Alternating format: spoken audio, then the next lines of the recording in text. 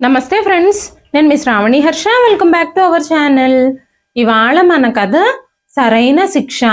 కథని చివరి వరకు వినండి. నచ్చితే కనుక ఖచ్చితంగా తప్పకుండా ఒక్క లైక్ చేయండి. ఈ కథ పైన మీ విలువైన స్పందనని కామెంట్ రూపంలో మాకు తెలియజేయండి. కొత్తవారు ఎవరైనా చూస్తున్నట్లయితే మన ఛానల్ని సబ్స్క్రైబ్ చేసుకోండి. ఈ వయసులో ఇంత పెద్ద రెస్టారెంట్లో భోజనం చేయడం మనకు అవసరమా? రోజు రోజుకి మీరు చిన్నపిల్లాడైపోతున్నారు అంటూ కృష్ణవేణి గారు తన భర్త ఆనందరావు గారితో అన్నారు. వెంటనే ఆనందరావు గారు, ఈ వయసులో ఖరీదైన రెస్టారెంట్లో భోజనం చేయకూడదని ఎక్కడైనా రాసుందా? ఈ రోజు మన వివాహ వార్షికోత్సవం, అది కూడా 35వ వార్షికోత్సవం. ఈ 35వ వార్షికోత్సవాన్ని నీకు గుర్తుండిపోయేలా సంతోషంగా జరిపించడం నా హక్కు కాదా?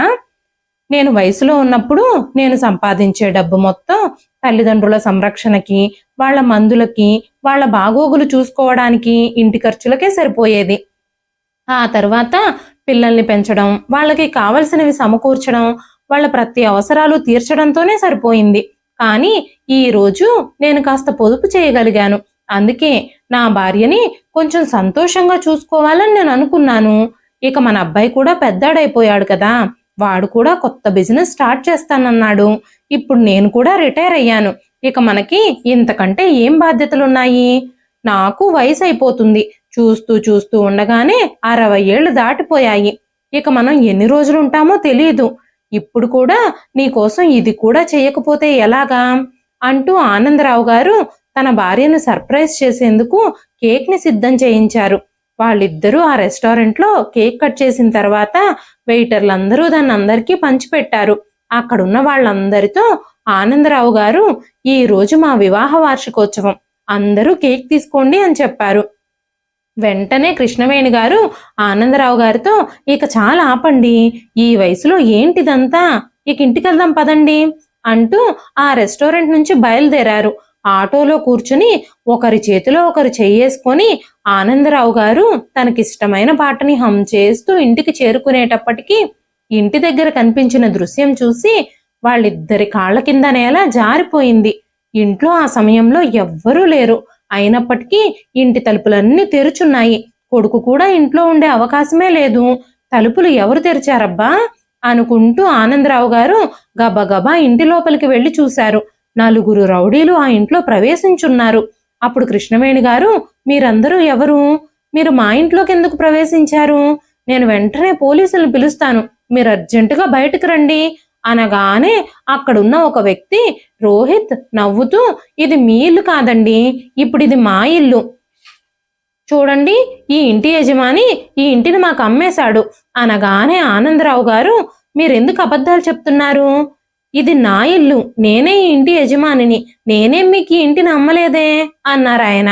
వెంటనే రోహిత్, ఇది ఇప్పుడు మా ఇల్లు, మేం గూండాలం కాదు, నా పేరు రోహిత్, ఈ ఇల్లు మీ కొడుకే మాకు అమ్మాడు. చూడండి, ఈ ఇల్లు అమ్మినట్టు ఈ కాగితాల మీద మీ కొడుకు సంతకం కూడా ఉంది.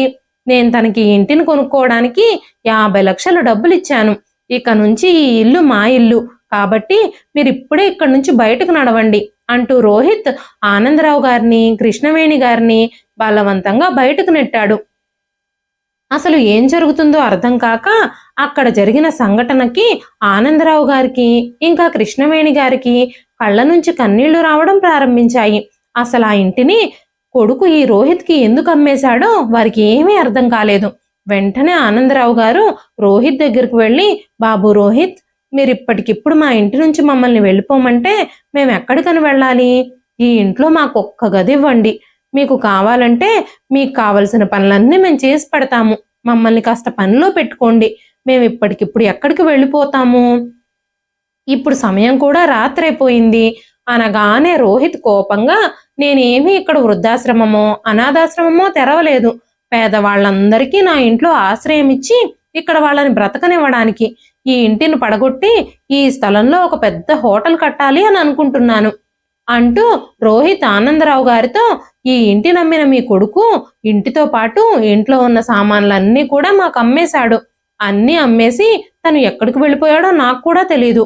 మీరు ఏం చేసుకుంటారో నాకు తెలీదు. ఇప్పుడే మీరు ఇల్లుని ఖాళీ చేయాలి అంటూ వాళ్ళ సామాన్లన్నీ బయటకు విసిరేయడం ప్రారంభించాడు. ఆ ఇంట్లో ఉన్న సామాన్లన్నింటినీ కూడా వాళ్ళు తీసుకుని వెళ్ళిపోయారు. ఆ ఇల్లు పూర్తిగా ఖాళీ అయిపోయింది.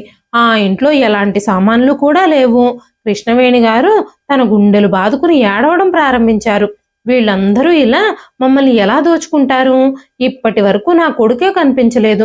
తనెక్కడికి వెళ్ళాడు? తన గురించి ఎలాంటి వార్త లేదు. మా కొడుకు పేరు చెప్పి మమ్మల్ని దోచుకుని పారిపోయారు వీళ్ళంతా అని ఏడుస్తున్నారు కృష్ణవేణి గారు. కృష్ణవేణి గారు, ఆనందరావు గారు ఇద్దరూ తమ బ్యాగుల్ని తీసుకుని ఇంటి ప్రాంగణంలో కూర్చుని ఇద్దరూ ఆలోచిస్తున్నారు. అప్పటికే అర్ధరాత్రి కావడంతో ఇద్దరూ తమ ఇంటి గుమ్మం వద్దే ఉండిపోయారు. ఏడుస్తూ అలాగే రాత్రంతా గడిపేశారు. కనీసం ఉదయాన్నే వచ్చినప్పుడైనా ఆ ఇంటి యజమాని మనల్ని కరుణిస్తాడేమో, మనల్ని ఇంట్లోనే ఉండనిస్తాడేమో అనుకున్నారు వాళ్ళిద్దరూ. కానీ రోహిత్ ఉదయాన్నే కొంతమంది రౌడీల్ని పంపించి వాళ్ళని అక్కడి నుంచి వెళ్ళగొట్టేశాడు. కాబట్టి ఇప్పుడు మనం ఎక్కడికి వెళ్ళాలి అని ఇద్దరూ ఆలోచించడం మొదలుపెట్టారు. అప్పుడు ఆనందరావు గారు, చూడు కృష్ణవేణి, ఈ నగరంలో మనకి తెలిసిన వాళ్ళెవ్వరూ లేరు. మనకి సహాయం చేయడానికి కూడా నా అనుకునే వాళ్ళెవ్వరూ మనకి లేరు. మనం ఇప్పుడు ఏం చేద్దాం? ఎక్కడికి వెళ్ళి మనం తలదాచుకోవాలి అని మాట్లాడుతూ ఉండగానే కృష్ణవేణి గారు పట్టరాని దుఃఖంతో ఏడుస్తున్నారు. మన కొడుకు వ్యాపారం చేస్తాను, ఇల్లు తాకట్టు పెట్టుకుంటాను అని మనతో అబద్ధాలు చెప్పి సంతకాలు చేయించుకుని మనల్ని ఇలా రోడ్డును పడేశాడు. అలాంటి కొడుకును కన్నాం మనం. ఎంత దౌర్భాగ్యులము! ఈ వయసులో రోడ్డును పడ్డాం అనగానే ఆనందరావు గారు, కృష్ణవేణి, నువ్వు బాధపడొద్దు, నిన్ను నువ్వు కంట్రోల్ చేసుకో, నువ్వు ఏడవకు. మనకు ఎక్కడో అక్కడ ఏదో ఒక చోటు దొరుకుతుంది, మనం ఖచ్చితంగా ఏదో ఒకటి చేద్దాం అంటూ ఆనందరావు గారు కృష్ణవేణి గారికి ధైర్యం చెప్పారు. ఆ తర్వాత ఆనందరావు గారు కృష్ణవేణి గారితో, నాకు ఈ నగరంలోనే ఒక స్నేహితుడున్నాడు. అతను మన కష్టకాలంలో మనకు ఉపయోగపడొచ్చు. తన ఇంటికి వెళదాం. అతను నా స్నేహితుడు విశ్వనాథం అని చెప్పి ఆనందరావు గారు, కృష్ణవేణి గారు విశ్వనాథం గారింటికి బయలుదేరారు. విశ్వనాథం గారింటికి చేరుకొని ఆయన ఇంటి తలుపుని తట్టారు. అప్పుడు విశ్వనాథం గారి కొడుకు రాహుల్ బయటకొచ్చాడు. మీరెవరిని కలవాలని అనుకుంటున్నారు? ఎవరి కోసం వచ్చారు? మీకెవరు కావాలి అని రాహుల్ అడగగానే అప్పటికే ఆ ఇంట్లోంచి ఏడుపుల శబ్దం వినిపిస్తోంది. ఆనందరావు గారు ఆ ఏడుపు శబ్దం విని చాలా భయపడిపోయారు. విశ్వనాథం ఎక్కడున్నాడు? మేం విశ్వనాథాన్ని కలవాలి అనగానే రాహుల్, ఇప్పుడు మా నాన్నగారు ఈ లోకంలో లేరు, ఆయన చనిపోయారు. మేమిప్పుడు ఆయన అంత్యక్రియలకు సిద్ధం చేస్తున్నాం అని చెప్పగానే ఆనందరావు గారు ఆ వార్త విని చాలా ఏడవడం మొదలుపెట్టారు. ఆయన తన స్నేహితుడు మృతదేహాన్ని కౌగిలించుకొని ఏడుస్తూ ఉన్నాడు. నువ్వు కూడా వెళ్ళిపోయావా విశ్వా? నీకు ఎప్పుడైనా ఏ సహాయం కావాలన్నా నీ కోసం నేను నిలబడతాను అని నువ్వు నాతో ఎప్పుడూ చెప్పేవాడివి. కానీ ఈ రోజు నాకు నీ సహాయం కావాల్సి వచ్చినప్పుడు నువ్వు కూడా నన్ను వదిలిపెట్టి వెళ్ళిపోయావు. నువ్వు కూడా నాకు అండగా లేవు. నువ్వు కూడా నన్ను ఇలాంటి పరిస్థితుల్లో ఒంటరివాణ్ణి చేసేశావు. ఆ భగవంతుడి దగ్గరికి నువ్వు వెళ్ళిపోయావు అంటూ ఆనందరావు గారు చాలా ఏడ్చారు. విశ్వనాథం గారి అంత్యక్రియలన్నీ నిర్వహించబడ్డాయి. ఆ తరువాత ఆనందరావు గారు, కృష్ణవేణి గారు ఆ ఇంటి నుంచి తిరిగి రావడం ప్రారంభించినప్పుడు విశ్వనాథం గారి కొడుకు రాహుల్, అంకుల్, మీకేమైనా ప్రాబ్లం ఉందా? మీరు మా నాన్నగారితో ఏ అవసరం ఉండొచ్చారు అనగానే ఆనందరావు గారు, అదేమీ లేదు బాబు, మేమిప్పుడు మా ఇంటికి తిరిగి వెళ్ళిపోతాం అనగానే రాహుల్, అంకుల్, మీరు నన్ను కన్న కొడుకులా భావించండి. మా నాన్న బ్రతికున్నప్పుడు మీరిద్దరూ ఎంత సాన్నిహిత్యంగా ఉండేవాళ్ళో. మా నాన్న మీ గురించి ఎప్పుడూ నాతో చెబుతూ ఉండేవారు. ఈ రోజుకి ఈ ఇంట్లో మీకు ఆ హక్కులే ఉన్నాయి. చెప్పండి అంకుల్, నన్ను మీ కొడుకుగా భావించి మీకు ఏ ఇబ్బంది ఉన్నా చెప్పండి అనగానే ఆ పదం విని ఆనందరావు గారికి కన్నీళ్ళొచ్చాయి. నా కన్న కొడుకు మా ఇల్లు అమ్మేసి మమ్మల్ని రోడ్డున పడేలా చేశాడు. అందుకే విశ్వనాథాన్ని సహాయం అడగడానికి వచ్చాను. విశ్వనాథం మాకు ఏదో ఒక సహాయం చేస్తాడు అని అనుకున్నాను. కానీ ఇప్పుడు తనే ఈ లోకంలో లేడు అని ఆనందరావు గారు అనగానే విశ్వనాథం గారి కొడుకు రాహుల్, అంకుల్, మీరు ఈ ఇంటిని మీ ఇల్లుగానే అనుకోండి. మా ఇంట్లో మీకు ఎలాంటి సమస్య ఉండదు. మీరు ప్రశాంతంగా ఇక్కడ ఉండొచ్చు. నేను మీకు నిజమైన కొడుకుని కాకపోవచ్చు, కానీ మిమ్మల్ని అలాగ రోడ్డు మీద వదిలేయడం నాకు కూడా ఇష్టం లేదు. వెనకాల మా గెస్ట్ రూమ్ ఖాళీగానే ఉంది. మెల్లగా నేను మీకోసం ఏదో ఒక పని వెతుకుతాను. మీరు కావాలనుకుంటే మా గెస్ట్ రూమ్లోనే ఉండొచ్చు అని చెప్పగానే ఆనందరావు గారు చాలా సంతోషంగా తన భార్యని తన వస్తువుల్ని తీసుకుని ఆ గెస్ట్ రూమ్లోకి వెళ్లారు. అంకుల్, నేను మీకోసం ఏదో ఒక పని వెతుకుతాను. అప్పటి వరకు మీరు ప్రశాంతంగా ఇక్కడే ఉండండి. మీరు ఈ వయసులో ఏ పని చేయగలరో ఆ పనిని నేను మీకోసం వెతుకుతాను. నేను మీలోనే మా నాన్నగారిని చూసుకుంటున్నాను. మిమ్మల్ని చూడగానే నాకు కోల్పోయిన నా తండ్రిని తిరిగి పొందినట్టుగా అనిపిస్తుంది. రండి అంకుల్, మీరు ఎప్పుడు తిన్నారో ఏమో, మీకు చాలా ఆకలిగా ఉండుంటుంది. ముందు భోంచేద్దురుగాని రండి అంటూ కృష్ణవేణి గారితో ఆనందరావు గారితో చెప్పాడు. అప్పుడు ఆనందరావు గారు కన్నీళ్లతో ఏమీ మాట్లాడకుండా అలాగే కూర్చునున్నారు. అంకుల్, మీ మనసులో భావాలన్నీ నాకు అర్థం అవుతున్నాయి. మీ కొడుకు మిమ్మల్ని చేసిన మోసం కారణంగా మీరెంతో బాధపడుతున్నారు. ఆ గాయాన్ని నేను మాన్పించలేను, కానీ నేను మీకు సహాయం చేయగలను అంటూ రాహుల్ తన భార్యని పిలిచి, సుమా, అంకుల్ ఆంటీ కోసం తొందరగా తినడానికి ఏదైనా సిద్ధం చెయ్యి అనగానే సుమ కోపంగా, ఈ వృద్ధుల కోసం నేను ఆహారాన్ని వండాలా? అతిథులందరూ ఇంకా బయలుదేరనే లేదు. ఇప్పుడు మీరు ఈ ఇద్దరిని తీసుకొచ్చి వీళ్ళిద్దరిని జాగ్రత్తగా చూసుకోమని నాకు చెప్తున్నారా? వాళ్ళ కోసం నేనేం చెయ్యాలి? వీళ్ళందరికీ సేవలు చేయడానికి మనమేమీ వృద్ధాశ్రమంనో అనాథాశ్రమాన్నో తెరవలేదు. వచ్చిన వాళ్ళందరికీ సహాయం చేయమని చెప్పడానికి మీకు సిగ్గనిపించడం లేదా? వాళ్ళు మీ నాన్నగారి స్నేహితులైతే మనం వాళ్ళని ఎప్పుడూ ఎందుకు చూడలేదు? మన పెళ్ళయ్యాక నేనైతే వాళ్ళని ఎప్పుడూ చూడలేదు.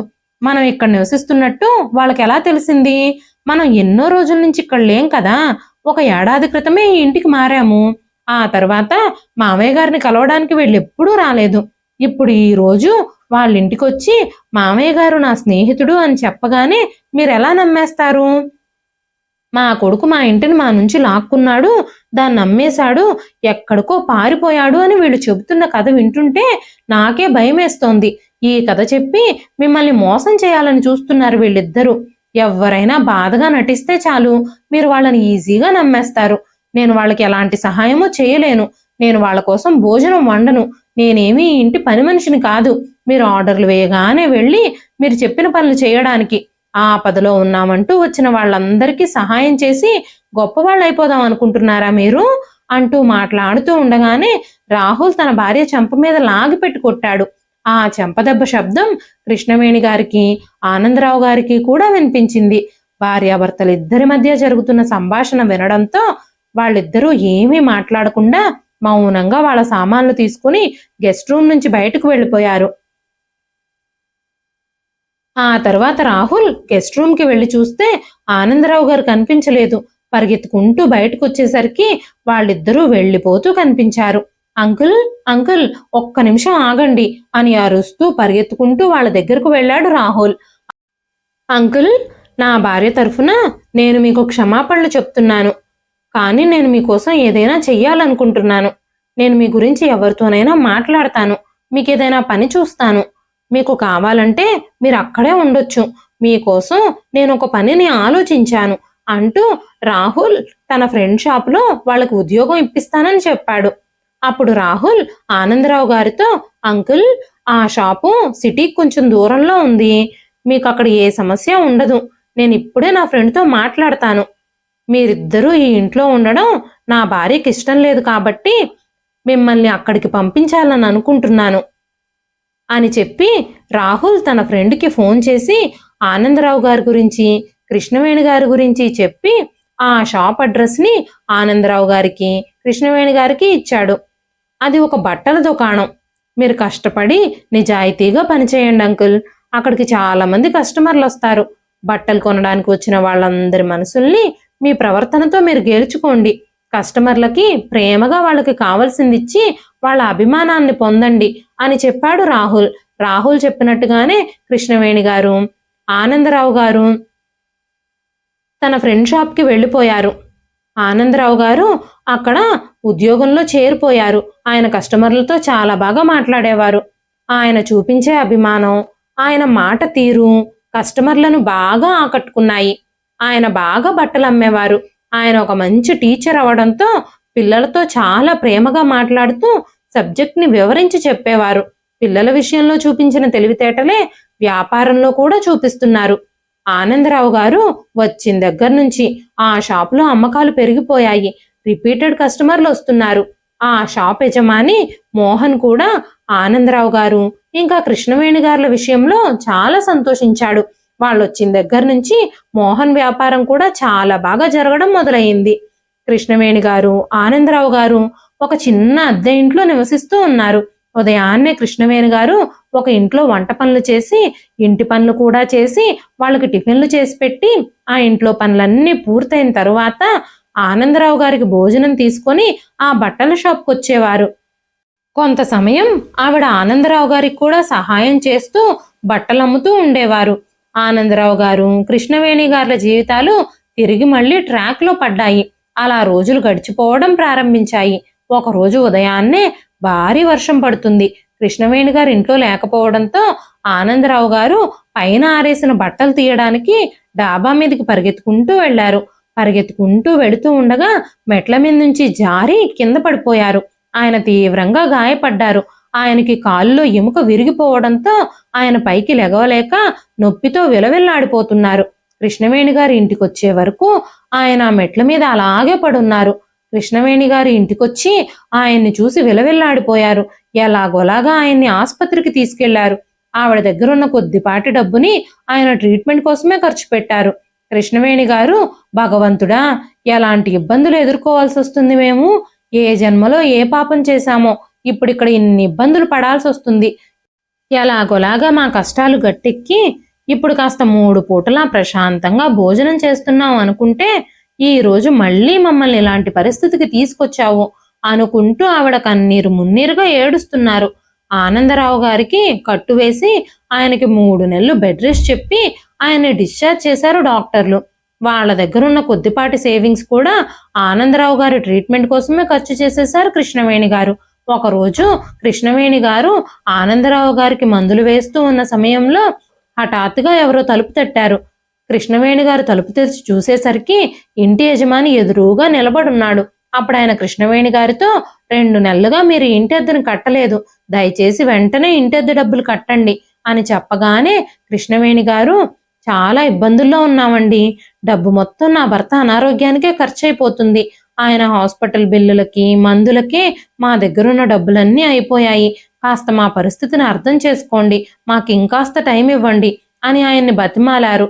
దాంతో ఆ ఇంటి యజమాని కృష్ణవేణి గారిని చూసి జాలిపడి, అమ్మా, మీకు ఇంకో 2 నెలలు టైం ఇస్తున్నాను, ఈ 2 నెలల్లో మొత్తం అద్దె డబ్బులు కడితే సరి, లేకపోతే మీ సామాన్లన్నీ లాక్కొని మిమ్మల్ని ఇంటి నుంచి బయటకు తోసేస్తాను అని చెప్పారు. ఆనందరావు గారు మంచంలో పడుకొని తన నిస్సహాయ స్థితికి విసిగిపోయారు. పాపం కృష్ణవేణి గారు ఒంటరిగా ఏం చేయగలుగుతారు? వాళ్ళకి సహాయం చేయడానికి కూడా ఎవ్వరూ లేరని వాళ్ళిద్దరూ ఒకరినొకరు ఓదార్చుకుంటూ చాలా ఏడ్చారు. ఉదయం లేవగానే ఇంటి పనులన్నీ చేసేసి ఆనందరావు గారికి కావలసినవన్నీ దగ్గరలో పెట్టి మోహన్ షాప్లో పనిచేయడానికి వెళ్ళిపోయారు కృష్ణవేణి గారు. సాయంత్రం వరకు కష్టపడి ఆ షాప్లో పనిచేసి ఇంటికి రాగానే పాత్రలు కడగడం, మళ్ళీ ఆహారం వండడం, అన్ని పనులు చేసేవారు. భర్తకి రాత్రి పగలు సేవలు చేసేవారు కృష్ణవేణి గారు. కృష్ణవేణి గారు ఇంటి పనులతో బయట పనులతో ఆనందరావు గారికి చేసే సేవలతో అన్నింటినీ హ్యాండిల్ చేసుకుంటూ కూడా నవ్వుతూనే ఉండేవారు. ఆమె ముఖంలో ఎప్పుడూ చిరునవ్వే కనిపిస్తూ ఉండేది. కృష్ణవేణి గారు ఏడవడం చూస్తే ఆనందరావు గారు అస్సలు తట్టుకోలేరని ఆవిడ దుఃఖాన్ని లోపలే దిగమింగి భర్త ముందు నవ్వుతూ కనిపిస్తూ ఉండేవారు. అయినా కనీసం ఆవిడ పరిస్థితికి జాలిపడేవాళ్ళు కానీ సహాయం చేసేవాళ్ళు కానీ అక్కడ ఎవ్వరూ లేరు. ఎలాగోలాగా ఆవిడ బట్టల షాప్లో పనిచేసి జీతం డబ్బు తీసుకొని అద్దె డబ్బులు చెల్లించేసింది. ఒకరోజు కృష్ణవేణి గారు స్టిచ్చింగ్ డిపార్ట్మెంట్ దగ్గర హస్తకళాకారులకి డిజైన్లు చెప్తున్నారు. ఆవిడ చెప్పిన డిజైన్లన్నీ కస్టమర్లు చాలా బాగా ఇష్టపడ్డారు. కృష్ణవేణి గారు పెద్దగా చదువుకోలేదు కానీ కుట్టు పని, ఎంబ్రాయిడరీ చేయడంలో ఆవిడకి చాలా నైపుణ్యం ఉంది. డిజైనింగ్ అంటే ఆవిడకి చాలా ఇష్టం. ఆవిడ తనకున్న విజ్ఞానాన్ని అక్కడ కళాకారులకు అందించడం మొదలుపెట్టింది. వాళ్ళందరూ ఎవరి అవసరాలకు అనుగుణంగా వారికి దుస్తులు తయారు చేయడం ప్రారంభించారు. కాబట్టి కృష్ణవేణి గారు చెప్పిన డిజైనర్ డ్రెస్సులన్నీ షాపులో అందరికీ నచ్చడంతో అవి తొందరగా సేల్ అయిపోయాయి. దాని ద్వారా ఆ షాప్ యజమాని మోహన్కి ఒక పెద్ద కాంట్రాక్ట్ వచ్చింది. ఆ తరువాత ఆయన బట్టల్ని ఆన్లైన్లో కూడా అమ్మడం ప్రారంభించాడు. ఆ షాప్ యజమాని ఇంటింటికి డోర్ డెలివరీ చేయడానికి ఒక అబ్బాయిని నియమించుకొని మోహన్ గార్మెంట్స్ అని ఆన్లైన్ యాప్ ద్వారా బట్టల్ని డెలివరీ చేయడం మొదలుపెట్టాడు. చుట్టుపక్కల నగరాల్లో కూడా ఈ బట్టలన్నీ విక్రయించడం ప్రారంభించారు. మోహన్ తన దుకాణం అంత చిన్న స్థితి నుంచి ఇంత పెద్ద స్థితికి చేరుకోవడం చూసి చాలా సంతోషించాడు. కృష్ణవేణి గారిని చాలా అభిమానంగా చూసుకోవడం మొదలుపెట్టాడు. కాలక్రమంలో ఆ చిన్న షాపు పెద్ద షోరూంగా మారింది. కృష్ణవేణి గారికి కూడా తన జీతం రెట్టింపయ్యింది. అంతేకాకుండా మోహన్ కృష్ణవేణి గారికి తన బిజినెస్లో 20% షేర్ కూడా ఇచ్చాడు. మంచి వైద్యం అందడంతో ఆనందరావు గారు కూడా తన కాళ్ల మీద తను నిలబడి మెల్లమెల్లగా నడవగలుగుతున్నారు. ఆయన రోజు కాసేపు షాపుకు కూడా వచ్చి షాపులో ఆయనకి కుదిరినంతసేపు పని చేస్తున్నారు. కృష్ణవేణి గారి డిజైన్స్ జనాల్లోకి వెళ్ళి జనాలందరికీ చాలా బాగా నచ్చటంతో ఒకరోజు ఒక పెద్ద పెళ్లి ఫంక్షన్ కోసం బట్టలు డిజైన్ చేయడానికి ఆ షాప్కి ఒక పెద్ద ఆర్డర్ వచ్చింది. కృష్ణవేణి గారు చాలా కష్టపడి ఆ పెళ్లి కోసం పెళ్లి కొడుకు పెళ్లి కూతురికి డిజైనర్ బట్టలు రెడీ చేశారు. ఆర్డర్ ఇచ్చిన కస్టమర్లు పెళ్లి టైంకి ఒక రోజు ముందుగానే దుస్తులు అందజేయాలని కోరారు. పెళ్లి కొడుకుకు కావలసిన బట్టలు, పెళ్లి కూతురికి కావలసిన డిజైనర్ డ్రెస్సులు, లెహంగాలు అన్ని సమయానికి పూర్తయిపోయాయి. పెళ్లి కూతురు బట్టలన్నీ సమయం కంటే ముందుగానే డెలివరీ కూడా అయిపోయాయి. కానీ పెళ్లి కొడుకు బట్టలు మాత్రం ఇంకా డెలివరీ అవ్వలేదు. డెలివరీ బాయ్ తనకి చిన్న ఇబ్బంది రావడం వల్ల ఆ రోజు సమయానికి రాలేకపోయాడు. ఆర్డర్ డెలివరీ ఆలస్యం చేస్తే తమ షోరూం పరువు పోతుందని మోహన్ గారు అనుకున్నారు. అప్పుడు ఇక చేసేది లేక ఆనందరావు గారే డెలివరీ బాయ్ ప్లేస్లో పార్సిల్ తీసుకొని పెళ్లి మండపానికి చేరుకున్నారు. పెళ్లి మండపాన్ని సమీపించగానే అక్కడ కనిపించిన దృశ్యం చూడగానే ఆనందరావు గారికి ఆయన కాళ్ల కింద నేల జారిపోయినట్టు అనిపించింది. అక్కడ పెళ్లి కొడుకు స్థానంలో ఉన్న తన కొడుకుని చూసి ఆనందరావు గారు ఒక్కసారిగా చెలించిపోయారు. అక్కడ పెళ్లి కొడుకు స్థానంలో ఉన్న మహేష్ని చూడగానే ఆయన ఒక్కసారిగా కంగు తిన్నారు. ఇలా జరుగుతుందని ఆయన అస్సలు ఊహించలేదు. ఒక్కసారిగా తన ప్రపంచం మొత్తం తలకిందులైపోయినట్టు అనిపించింది ఆయనకి. ఆనందరావు గారు అక్కడికి చేరుకునేసరికి మహేష్ అందరి మీద గట్టి గట్టిగా అరుస్తున్నాడు. నేను పెళ్లి చేసుకోబోతున్నాను. నా భార్య ఎవరో తెలుసా? నేను ఎంత గొప్ప ఇంటికి అల్లుడు కాబోతున్నానో తెలుసా? ఇంకా నా పెళ్లి ముహూర్తానికి సంబంధించిన డ్రెస్సే ఇంకా రాలేదు. నేను మీ గురించి కంప్లైంట్ చేస్తే మిమ్మల్ని అందరినీ పని నుంచి తీసేస్తారు అంటూ ఈవెంట్ మేనేజ్మెంట్ వాళ్ళ దగ్గర అరుస్తున్నాడు మహేష్. వెంటనే వాళ్ళు, సార్ మేము మీ డ్రెస్ గురించి ఫోన్ చేసి తెలుసుకుంటాము, మమ్మల్ని క్షమించండి, కొంచెం ఆలస్యం అవుతుందేమో, అంతే తప్ప మీకు ఎలాంటి ఇబ్బంది రాకుండా మేము చూసుకుంటాము, మీ ముహూర్తం టైంకి మీ డ్రెస్ వచ్చేలా మేం చూస్తాము అంటూ వాళ్ళు మహేష్ని బతిమాలుతున్నారు. మహేష్ వెంటనే వాళ్ళని కాళ్లతో తోసేసి, మీరు వెంటనే ఇక్కడి నుంచి వెళ్ళిపోండి, వెళ్ళి నాకు ఒక కాఫీ తీసుకురండి, నా మూడంతా పాడు చేసేశారు అని చెప్పి అక్కడి నుంచి వెళ్ళిపోయాడు. ఆ హోటల్లోనే వధూవరులిద్దరూ ఉన్నారు. పెళ్లి కూతురు తన గదిలో తయారవుతుంది. అప్పుడు ఆనందరావు గారు, నా కొడుకు ఏ అమాయకురాలి జీవితాన్ని నాశనం చేస్తున్నాడో, నాకు తెలియకుండా నా ఇల్లమ్మేసి నన్ను రోడ్డు మీదకి తీసుకొచ్చాడు, ఇప్పుడు వీళ్ళని ఏం చేస్తున్నాడో, ఆ భగవంతుడు నన్ను ఇప్పుడు ఇక్కడికి ఎందుకు పంపించాడో, పాపం ఆ అమాయకురాలి జీవితం నాశనం అవ్వకుండా నేను ఎలాగైనా కాపాడాలి, కానీ నేనేం చేయగలను, ఇక్కడ నా మాట ఎవరు నమ్ముతారు, ఇక్కడ వీళ్ళంతా గొప్ప గొప్ప వాళ్ళల్లా ఉన్నారు, నేను మాట్లాడేది అసలు ఎవరైనా వింటారా, నేనేదైనా చెప్తే ఎవరైనా నమ్ముతారా, అసలు నేను ఇప్పుడు ఏం చేయాలి అని ఆలోచించడం మొదలుపెట్టారు ఆనందరావు గారు. నేను ఇప్పుడు ఈ పెళ్లి డ్రెస్సు ఇక్కడికి తీసుకొచ్చాను, అది వరుడికిచ్చాక మాత్రమే ఇక్కడి నుంచి వెళ్ళాలి అని అనుకున్నారు. వెంటనే ఆనందరావు గారు కొడుకు దగ్గరకు వెళ్ళి ఎదురుగా నిలబడగానే తన ఎదురుగా ఉన్న తండ్రిని చూసి మహేష్ కళ్ళు పెద్దవయ్యాయి. నా పెళ్లికి బిచ్చగాళ్ల రావడానికి నీకెంత ధైర్యం, ఇక్కడి నుంచి వెంటనే వెళ్ళిపో, నువ్వు ఒక డెలివరీ బాయ్ లాగా నా పెళ్లికొస్తే ఇక్కడ నా పరువంతా పోతుంది, ఒక డెలివరీ బాయ్ కొడుక్కి తన కూతుర్నివ్వడానికి మా మామగారు అస్సలు ఒప్పుకోరు, ఇంకెప్పుడు భవిష్యత్తులో కూడా నీ మొహం నాకు చూపించొద్దు, కానీ ఇప్పుడు మీరు ఈ డ్రెస్ తీసుకొచ్చారు కాబట్టి అది నాకు సరిగ్గా సెట్ అయిందో లేదో కూడా నేను చూసుకొని మీకు రేటింగ్ ఇవ్వాలి కదా అని చెప్పాడు మహేష్. మహేష్ ఆ డ్రెస్ వేసుకోవడానికి ఆనందరావు గారు సహాయం చేస్తున్నారు. ఇదిగో పెద్దాయన, ఫిట్టింగ్ అంతా బాగానే ఉంది కానీ అక్కడ కాస్త నా షూ పడిపోయింది, తీసుకొచ్చి నా కాలుకు వెయ్యి అన్నాడు మహేష్. ఆనందరావు గారు తన కొడుకునే చూస్తూ ఉండగానే అప్పుడు మహేష్, నా వైపు అలా చూడకు పెద్దాయనా అనగానే ఆనందరావు గారు కోపంగా, నీలాంటి కొడుకుని ఆ భగవంతుడు ఎవ్వరికీ ఇచ్చుండడు. నువ్వు నా ఇంటిని తాకట్టు పెట్టి వ్యాపారం ప్రారంభిస్తావని చెప్పావు, కానీ నా ఇంటిని అమ్మేసి ఎక్కడికో పారిపోయావు. వృద్ధాప్యంలో నీ తల్లిదండ్రుల్ని రోడ్డు పాలు చేశావు. నీకస్సలు సిగ్గనిపించడం లేదా? కన్న తల్లిదండ్రుల్ని మోసం చేయడానికి నీకు మనసెలా వచ్చింది అనగానే మహేష్, నువ్వు నా తండ్రివని ఇక్కడ ఎవ్వరికీ తెలియనివ్వద్దు, నన్ను కొడుకు అని కూడా పిలవద్దు. నేను మీలాగా పేదరికంలో బ్రతకాలని అస్సలు అనుకోలేదు. నా జీవితాన్ని ఆ రోజువారీ కష్టాలతో గడపాలని నేను అనుకోలేదు. మీరు నాకిచ్చిన ఆ జీవితం నాకు నచ్చనే నచ్చలేదు. నేను కష్టపడకుండానే ధనవంతుణ్ణవ్వాలి అని అనుకున్నాను.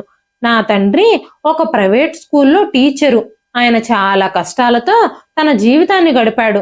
కానీ ఆయన అనుభవించిన కష్టాలన్నీ నాకు అనుభవించడం ఇష్టం లేదు అన్నాడు మహేష్. మహేష్ చిన్నప్పటి నుంచి మోసపూరిత స్వభావం ఉన్న వ్యక్తి. చిన్నప్పటి నుంచి ఈ కష్టాలు ఎదుర్కొన్నందువల్ల ఎలాగైనా సరే ధనవంతుడు కావాలనుకున్నాడు. ధనవంతుడు అవ్వాలన్న వ్యామోహంతో చెడు సాంగత్యంలో చిక్కుకుని దొంగతనాలు చేయడం కూడా ప్రారంభించాడు. మోసం చేయడమే అలవాటుగా మార్చుకున్నాడు. ఆ క్రమంలోనే ఒకరోజు తల్లిని తండ్రిని కూడా మోసం చేసేశాడు. ఇంటి డాక్యుమెంట్లన్నీ తీసుకుని వ్యాపారం చేయాలనుకుంటున్నానని, తాకట్టు పెడుతున్నానని సంతకాలు పెట్టించుకొని ఆ ఇంటిని అమ్మేశాడు. ఆ తర్వాత ఆ డబ్బుతో వ్యాపారం చేసి దివాలా తీశాడు. అక్కడితో ఆగకుండా ఒక కంపెనీలో ఉద్యోగంలో చేరి కొత్త ప్లాన్ని ఎగ్జిక్యూట్ చేశాడు. బాస్ని తన వల్ల వేసుకున్నాడు. ఇప్పుడు తనతో పెళ్లి వరకు వచ్చాడు. ఈ విషయాలన్నీ తన తండ్రితో చెబుతూ మహేష్ తన తండ్రితో, ఇదిగో ముసలాయనా, నువ్వు తొందరగా నాకు షూస్ ఇవ్వు. నా షూస్ కాస్త మురికిగా ఉన్నాయి. కాస్త ఆ షెల్ఫ్లో పాత గుడ్డు ఉంటుంది, వెళ్ళి తీసుకురా అని చెప్పాడు. ఆనందరావు గారు తన కొడుకు ఆకృత్యాలన్నీ సహిస్తున్నారు. అక్కడ ఎలాంటి గొడవ సృష్టించకూడదని కొడుకు నోటితో చెప్పించాల్సిన నిజాలు ఇంకా మిగిలున్నాయి కాబట్టి మౌనంగా క్లాత్ తీసుకొచ్చి తన కొడుకు షూని తుడవడం మొదలుపెట్టాడు. రాత్రి చాలా ఆలస్యమైనా సరే ఆనందరావు గారి ఇంటికి రాకపోవడంతో కృష్ణవేణి గారు కంగారు పడుతూ షాప్ దగ్గరికి చేరుకోగానే మోహన్ గారు కృష్ణవేణి గారితో పెళ్లి కొడుకు డ్రెస్ని డెలివరీ ఇవ్వడానికి ఆనందరావు గారు వెళ్లారని, డెలివరీ పర్సన్ ఇవాళ లీవ్తో ఉండడంతో ఆనందరావు గారు తప్పనిసరి ఆ ఆర్డర్ని డెలివరీ చేయడానికి వెళ్లాల్సి వచ్చిందని కృష్ణవేణి గారితో చెప్పారు. పెళ్లి జరుగుతున్న కళ్యాణ మండపం అడ్రస్ మోహన్ గారి దగ్గర నుంచి తీసుకొని ఆ కళ్యాణ మండపం చాలా దూరంలో ఉండటంతో ఆయన ఎలాంటి ఇబ్బందులు ఎదుర్కొంటారో అన్న భయంతో కృష్ణవేణి గారు కూడా బయలుదేరి అక్కడికి వెళ్లారు.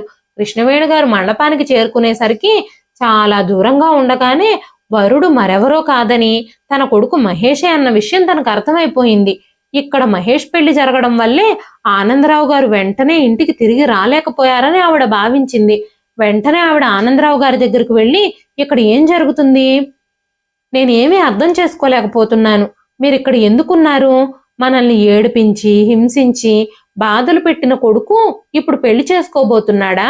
దేవుడు అతనికి మంచి జీవితం ఎలా ఇస్తాడో నేను చూస్తాను అంటూ కృష్ణవేణి గారు కన్నీళ్లతో మాట్లాడుతూ ఉన్నారు. మహేష్ని ఇష్టం వచ్చినట్టు తిడుతూ, చాలా మంది ఆడవాళ్ల జీవితాల్ని నాశనం చేశాడు, ఇప్పుడు పెళ్లి చేసుకోబోతున్న చరితని ట్రాప్ చేశాడు అంటూ ఆనందరావు గారు కృష్ణవేణి గారితో చెప్తున్నారు. ఆనందరావు గారు కోపంతో ఎలాగైనా సరే మహేష్ మోసాలన్నీ బయట పెట్టాలని ప్రయత్నించారు. ఆనందరావు గారు ఆ మండపంలోకి అడుగు పెట్టగానే మహేష్ మోసాలన్నీ బయట పెట్టాలని ఒక ప్లాన్ వేసి అక్కడ వీడియో తీసే వీడియోగ్రాఫర్తో మాట్లాడి, మహేష్ గారు ఈ పెళ్లిలో జరిగే ప్రతి సన్నివేశాన్ని ఏది మిస్ అవ్వకుండా వీడియో తీయమని చెప్పారు. ఆయన రెడీ అయ్యే దగ్గర నుంచి ఆయన ఎవ్వరితో మాట్లాడినా ప్రతి కాన్వర్జేషన్ ని ఆడియోతో సహా రికార్డ్ చేయమని చెప్పారు అంటూ ఆ వీడియోగ్రాఫర్తో చెప్పారు. ఆనందరావు గారు అలా చెప్పగానే ఆ వీడియోగ్రాఫర్ అది నిజమే అనుకొని ఆనందరావు గారికి మహేష్కి మధ్య జరుగుతున్న సంభాషణ అంతా వీడియో రికార్డ్ చేశాడు. ఆనందరావు గారు కృష్ణవేణి గారు అక్కడే నిలబడి చూస్తూ ఉండగానే అందరి ముందు నిజాలన్నీ బట్టబయలయ్యాయి. ఆనందరావు గారు ఆ వీడియోని టీవీలో చూపించడం ప్రారంభించారు. మహేష్ తన తండ్రితో తను చేసిన దుర్మార్గాలన్నీ చెప్పడం ఆ కెమెరాలో అంతా రికార్డ్ అయ్యింది. ఆనందరావు గారు మహేష్ షూకి పాలిష్ చేసిన తర్వాత, ఏ అమాయకురాల జీవితాన్ని నువ్వు నాశనం చేస్తున్నావో నాకు తెలియదు, కానీ ఇప్పటికైనా నువ్వు నిజాయితీగా ఉండు. ఇక నుంచైనా నీ ప్రవర్తన మార్చుకొని నీ భార్యతో సంతోషంగా గడుపు. ఇంకా ఇంకా పాపాలు చేయకు అని మాట్లాడుతూ ఉన్నప్పుడు మహేష్ కోపంగా, ఏంటి ఆ కర్రీదాంతో నేను సంతోషంగా గడపాలా? ఇప్పుడు నేను పెళ్లి చేసుకోబోయే అమ్మాయి ఎంత వికృతంగా ఉంటుందో మీకు తెలుసా? నేను ఆ చరితని ఎప్పుడూ ప్రేమించలేదు. తనని కేవలం డబ్బు కోసమే పెళ్లి చేసుకోవాలని అనుకుంటున్నాను. చరితని పెళ్లి చేసుకొని ఆ కంపెనీని సొంతం చేసుకోవాలని చూస్తున్నాను. పిచ్చి మొహంది. నేను ప్రేమిస్తున్నాను అని చెప్పగానే నిజమే అని నమ్మేసింది. నా అలాంటి హ్యాండ్సమ్ అలాంటి దాన్ని అసలు ప్రేమిస్తాడా? పెళ్లి చేసుకుంటాడా? ఒక నెల కూడా తిరగకుండానే ఆస్తంతా నా సొంతం చేసుకొని తనని కూడా రోడ్డును పడేస్తాను అంటూ మహేష్ చరిత గురించి ఆనందరావు గారితో మాట్లాడిన మాటలన్నీ అక్కడ తెర మీద అందరికీ వినిపిస్తూ కనిపిస్తూ ఉన్నాయి. అంతలోనే చరిత మహేష్ దగ్గరకొచ్చి తన కాలుకున్న చెప్పు తీసి మహేష్ని లాగిపెట్టి చెంపదెబ్బ కొట్టింది. మహేష్ అగ్నిపర్వతంలా కాలిపోవడం ప్రారంభించాడు. ఇదంతా అబద్ధం చరిత. ఈ పెద్దాయన నా తండ్రి కాదు. తన అబద్ధం చెప్తున్నాడు. కావాలనే ఇదంతా చేశాడు. ఇదంతా మార్ఫింగ్ అంటూ అరుస్తూనే ఉన్నాడు మహేష్. అక్కడున్న అతిథులందరూ వాళ్ళ కాళ్లకున్న చెప్పులు తీసి మహేష్ని కొట్టడం ప్రారంభించారు. మహేష్కి చెమటలు పట్టడం ప్రారంభించాయి. అప్పుడే చరిత ఆనందరావు గారి ముందుకొచ్చి నిలబడింది. అప్పుడు ఆనందరావు గారు, అమ్మా చరిత, నీకు నిజం చెప్పాలని నేను నీ గది వరకు వచ్చాను. కానీ నేనున్న పరిస్థితుల్లో నేనేం చెప్పినా నువ్వు నమ్మవని నేను చెప్పకుండా ఆగిపోయాను. నా కొడుకుకి డబ్బులే సర్వస్వం. ఆ విషయాలన్నీ నీకు చెప్పాలనుకున్నాను. కానీ అప్పటికే చాలా ఆలస్యం అయిపోయింది. పెళ్లి ముహూర్తం కూడా దగ్గరకు వచ్చేసింది. ఇంత పెద్ద పెళ్లిలో నేను ఇలా వచ్చి మాట్లాడితే అందరూ నన్ను పిచ్చివాడని కొడతారేమోనని నేను భయపడిపోయాను. నేను మోసగాడిని కాదు. నేను అబద్ధం చెప్పడం లేదు. వీడు నా కొడుకు. వీడంతటి మోసగాడు ఈ లోకం మీద ఎక్కడా ఉండడు. నన్ను నమ్ము తల్లి. నేను నోటితో ఈ నిజాలన్నీ చెబితే ఎవ్వరూ నమ్మరని మహేష్ నోటితోనే ఆ నిజాలన్నీ బయట పెట్టించి వీడియో కూడా తీయించాను అని ఆనందరావు గారు మాట్లాడుతూ ఉండగానే చరిత ఆనందరావు గారితో, మీరు నిజమే చెప్తున్నారు మాస్టారు. మీకు అబద్ధం చెప్పడం తెలీదు. బహుశా మీరు నన్ను గుర్తుపట్టి ఉండుండకపోవచ్చు, కానీ నేను మిమ్మల్ని గుర్తుపట్టాను.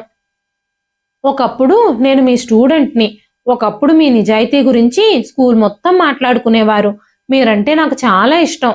ఆ స్కూల్లో నన్ను ఎంతగానో ఆకట్టుకున్న నా గురువు మీరే. మీరు నేర్పించిన విలువల వల్లే నేను ఈరోజు ఇంత సమర్థురాలనయ్యాను.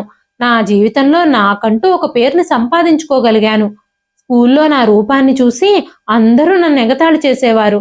కానీ అప్పుడు మీరు నన్ను చాలా ఎంకరేజ్ చేశారు. అందం ముఖ్యం కాదని, ఆత్మ సౌందర్యమే ముఖ్యమని, నిన్ను నువ్వు సమర్థురాలుగా ప్రూవ్ చేసుకుంటే అందరికీ నీ సామర్థ్యం మాత్రమే కనపడుతుందని, నీ బాహ్య సౌందర్యం ఎవ్వరూ చూడరని మీరు నన్ను చాలా ఎంకరేజ్ చేశారు అని చెప్పగానే ఆనందరావు గారు కూడా ఆ మాటలన్నీ గుర్తు చేసుకోవడం ప్రారంభించారు.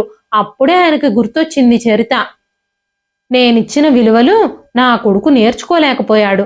నా గౌరవాన్ని నిలబెట్టలేకపోయాడు. కానీ నా దగ్గర చదువుకున్న నువ్వు నన్ను గర్వపడేలా చేశావు. నీ గురువు గౌరవాన్ని నిలబెట్టావు.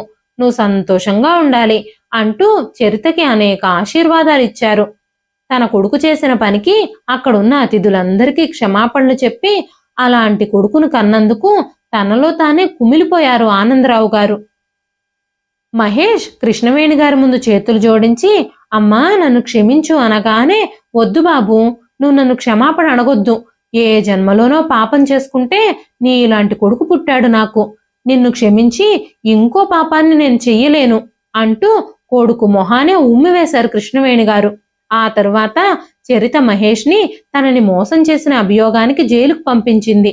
కన్న తల్లిదండ్రుల్ని మోసం చేసి ఉన్న ఒక్క ఆధారమైన ఇల్లుని అమ్మేసి వాళ్ళని రోడ్డు మీద పడేసినందుకు, ఎంతో మంది జీవితాల్ని నాశనం చేసినందుకు, అమాయకురాలైన ఆడపిల్లల జీవితాలతో ఆడుకున్నందుకు, చరిత జీవితాన్ని మోసం చేసి నాశనం చేయాలని చూసినందుకు మహేష్కి 7 ఏళ్ల జైలు శిక్ష పడింది. 7 ఏళ్ల తర్వాత అయినా మహేష్ మనస్తత్వంలో మార్పు వస్తుందో రాదో తెలియదు, కానీ ఆనందరావు గారు, కృష్ణవేణి గారు మాత్రం తన కొడుకు వల్ల ఒక అమాయకురాలైన ఆడపిల్ల జీవితం నాశనం అవ్వకుండా కాపాడినందుకు ఇక మీదట తమ కొడుకు ఎవ్వరి జీవితాలతోనూ ఆడుకోకుండా తనకి శిక్ష వేయించినందుకు చాలా సంతోషించారు. తమ మిగిలిన జీవితాన్ని మనశ్శాంతిగా, ప్రశాంతంగా, ఒకరికొకరు తోడుగా గడుపుతున్నారు ఇద్దరు. ఇదండి ఈ రోజు కథ. ఈ కథ మీకు ఎలా అనిపించింది? కథ నచ్చితే ఒక్క లైక్ చేయండి. ఈ కథ పైన మీ విలువైన స్పందనని కామెంట్ రూపంలో మాకు తెలియజేయండి. మరెన్నో ఇలాంటి ఇంట్రెస్టింగ్ కథల కోసం మన ఛానల్ని సబ్స్క్రైబ్ చేసుకోండి. మరొక మంచి కథతో మళ్ళీ కలుస్తానండి. అంతవరకు సెలవు.